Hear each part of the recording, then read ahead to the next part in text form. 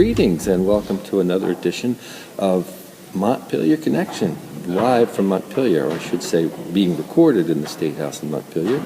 I'm State Representative Mike Mwrowicki, and today's guest is Representative Tristan Toleno from Brattleboro. Welcome. Thank you very much for having me.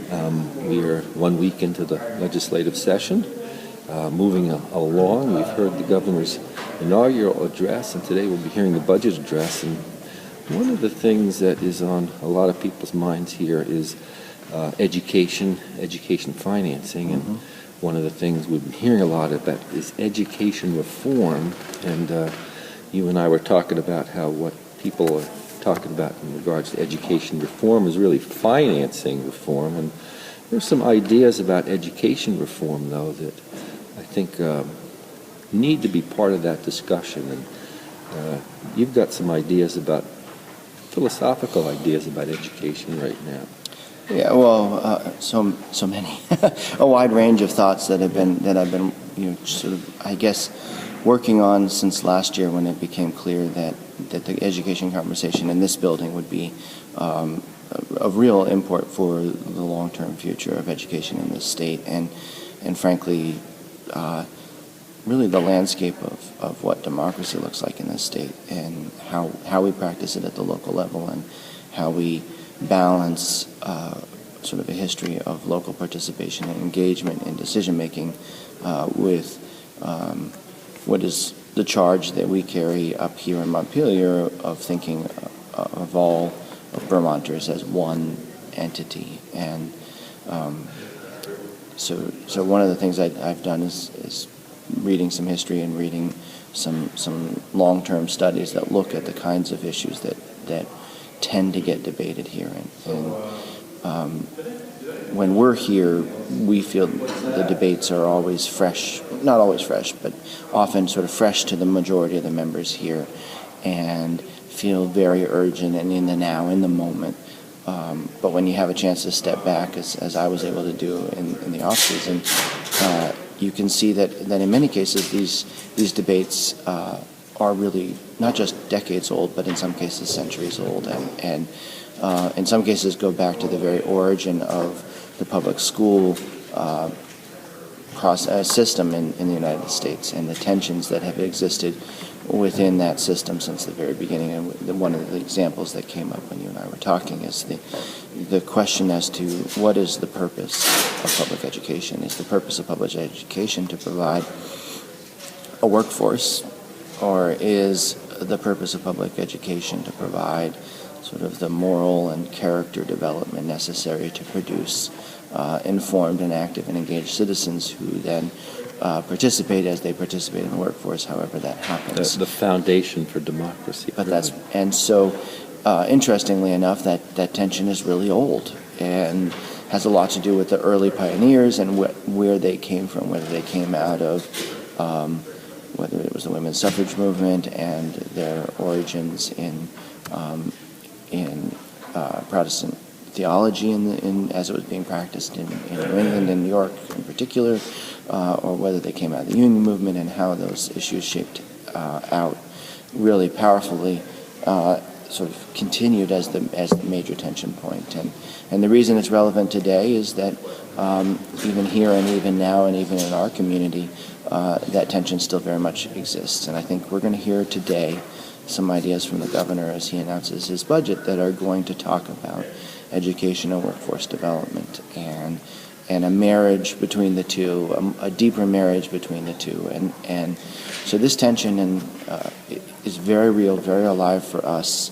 And also, but because it's been such a deep part of our history, I think we need to step back a little bit and ask some kind of fundamental questions about our values as a state. And does that help sort of set the stage here? You bet. And part of that backdrop today, though, too, is the shift to Common Core as well. Mm-hmm. And I've been hearing good feedback from local educators, and I think part of what I like about Common Core is it puts back on the table the ideas of fostering creativity, critical thinking, helping kids do more work and other than just regurgitate facts. Yeah, and that's what I've seen so far too, is that particularly the assessment process is actually much more rigorous. not rigorous in the sense of how much have you memorized, but rather asking you the kinds of questions that you can't answer if you don't have a fairly good understanding of the material. Yes. And I think we've all had the experience probably as students of studying for something, memorizing a lot of information, getting asked a tough question, realizing we really didn't know how to answer it. So in theory, if the assessments point in that direction of critical thinking and real deep understanding of the material, then the teaching will be steered in that direction more effectively. But again, in the same way that what is the larger purpose of education is a historic debate, so too is the ongoing question of how you measure not just student achievement, but how you measure the impact of teachers, and how you pay teachers, and whether teachers' compensation should be tied in some way to the performance of their students or to the gains that their students make.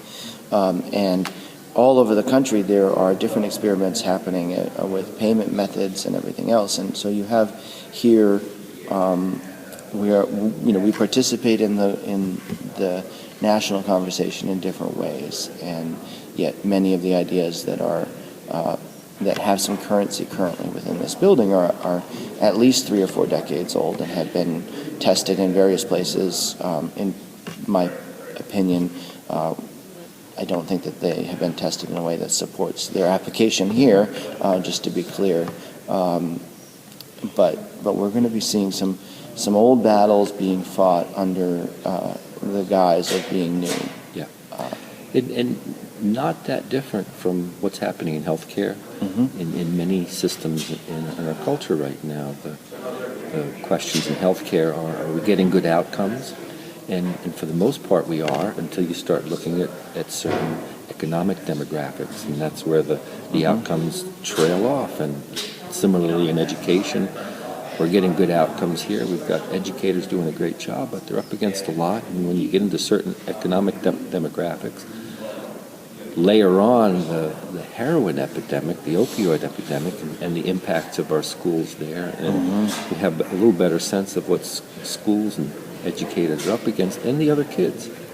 So it's certainly a complex landscape that we're... It is a complex landscape, and I guess I would encourage anyone watching our conversation who's interested in this issue to please reach out to us and help us engage other people and engage on the issues, and to stay away from the headlines and try to dig a little deeper. So I give another example. One of the headline pieces of the current efforts within this building and from the administration is focus on the equity of learning opportunities. And so we have a system that, as a result of a court challenge many years ago, that led to a financing mechanism that has the most equitable financing system in the country. The Brigham decision. The Brigham decision, and Act 60, Act 68.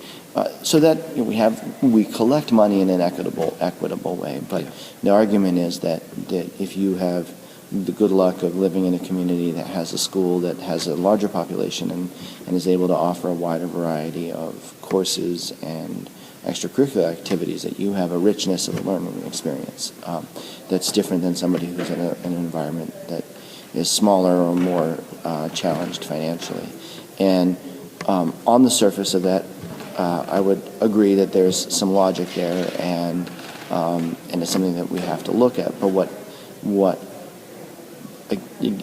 history has shown us is that this idea, in conjunction with school consolidation, is 4 decades old and has been tested. And what has happened in many of the places where changes were made based on the assumption that aggregating resources, making schools move into shared spaces, getting larger populations, it didn't lead to the results that were expected. So there might have been, yes, students they were in a school that offered more advanced math, but it didn't necessarily mean that more students were taking advanced math. And what we care about is that more students are taking it and succeeding in it, not that there is an opportunity to take it. So an opportunity not taken is the same as no opportunity in terms of an outcome for us. And so that's the story beneath the headline. And so what we can and should learn from other places where they've done this work is that it's not a guarantee that simply changing things to try to achieve this goal will actually achieve the purpose intended, and that we have to ask hard questions about how that happens and what are the obstacles. And in this case, and I think this is sort of what we were talking about in part, poverty and social environment are a big factor in whether students are able to take advantage of opportunities. So if you live in our neck of the woods, if let's thought experiment here, imagine that Leland and Gray had to close because it's got too small and the numbers didn't make sense. And this is something that is percolating in the regional conversations of concern about the sustainability of Leland and Gray High School. If those students were divided between Twin Valley, Bells Falls, and Brattleboro in some way, depending on sort of relative proximity, students, if you were a Townsend kid going to Brattleboro, wanting to participate in extracurricular activities because that's part of the richness that you will want to experience, and your family doesn't have the resources to drive into town, spend all of that gas money every day to get you to and fro, and there's no consistent busing that goes after extracurricular activities because the schedule is so tight at Brattleboro for extracurricular that you can, it might be that you're done at 5:30, it might be done 4:30, it might be done at 7, depending on when your team practices or when the play rehearsal is done. So yes, there's more opportunity perhaps because there are a wider range of extracurricular activities, but that doesn't necessarily mean that you will have the family structure that will allow you to participate, in which case that extra richness means nothing at all. Yeah. And so these are the kinds of beneath the headlines issues that we need. We need our constituents to help us raise to the surface and make a part of the deeper conversation. And those are excellent points, because with the focus being so much just on money, we forget about what that translates to. And when we lose sight of the balance between educational content, the value we're getting for that, and then the money, it becomes a skewed discussion. One of the things that I've been aware of is that part of the pressure on us to fix things in regards to more equitable property taxes or lower property taxes is the reality that wages have been flat for a long time now, and any pressure on people's pocketbooks is going to be felt really hard. And I think that's why we're looking at healthcare costs, education costs, the costs of everything. The recent downturn in some energy costs is a big help for a lot of people. And it's really the first breathing room people have had for a while. And I think similarly, they're looking for that with education costs. But I agree with you. We can't lose sight of the content of what happens and the ramifications if only the cost becomes the driver behind what we do here. Yeah, absolutely. And to sort of pick up on your point about wages, this is a national issue, and there's a graph that I think probably is the most. There are two graphs that I like to use in conversation with people about why they are experiencing what they have experienced, and particularly with people who grew up in Brattleboro, lived in Brattleboro for a long time, who remember Brattleboro in the 40s, 50s, and 60s when it was a very different environment. It was just a very different place. Many of them worked for the manufacturing plants that were a vibrant part of the regional economy for decades. So the two charts are, one shows productivity and wages over the last 100 years. And for most of the 19th century, up until the early 1970s, when business productivity improved, when they were able to produce more goods for less money, the majority of that got passed on in the form of increased wages. And so you had 70 years of a steady rise both of productivity and of wage growth. And then in the early 70s, it started to diverge. And productivity has continued at virtually the same rate of growth that it was for the first 70 years. But wages flattened. And with productivity increasing and inflation and wages flattening, it means that people not only are Are they not earning what they should be earning, not benefiting in the same way that they historically used to as part of the working, well-functioning economy, but also the relative purchasing power has declined. So you're in real terms, you're making less money than you should, and in sort of inflation-adjusted terms, you have way less purchasing power than you used to for the same amount of work. And so that's one chart. And then the other one is about ownership of stock and mutual funds. And the Capital. And the fact is that 5% of the population in the U.S. owns 85% of the stocks in this country.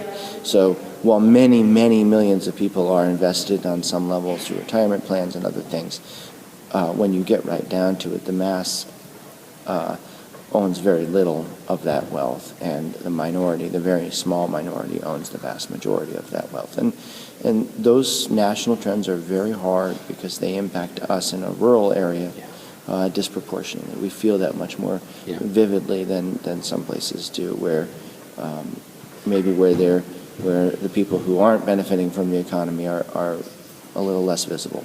And here it's very much we're all kind of in it together.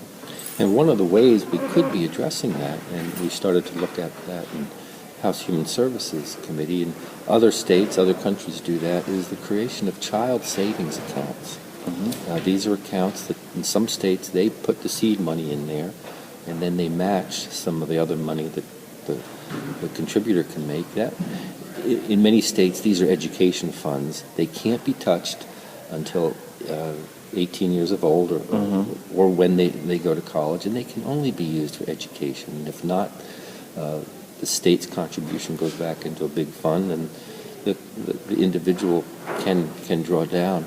But it is a way of building savings, compounding those savings, and hopefully getting inculcated into people the idea of investing and long-term financial outlook. And as a nation, we are not savers, especially compared to other countries. And this is an interesting idea that I think has some merit, not just for lower-income individuals, I think, but for all. There are countries that start every individual who's born in that country with a savings account that then by the time they're 18 is compounded to where there's a sizable amount of money they have ready to start life with. Well, I think it's a great idea. I also think that we need to be more clear that our economic development efforts are also about building our wage growth. Yeah.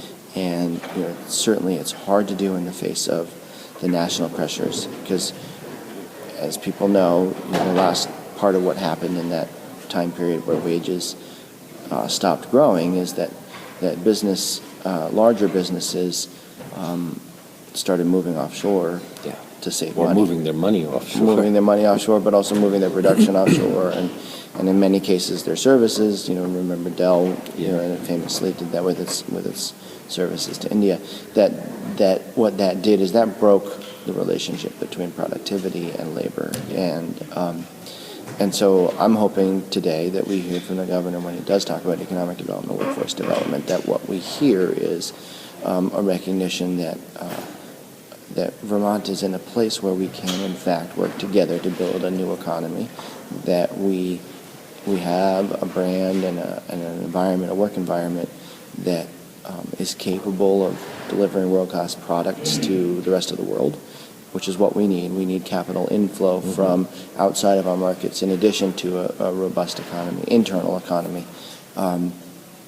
And that we need to really focus on the methods that we have at our disposal to raise the average wages in this state, not just improve jobs. We are rapidly approaching the unemployment range, the number range where we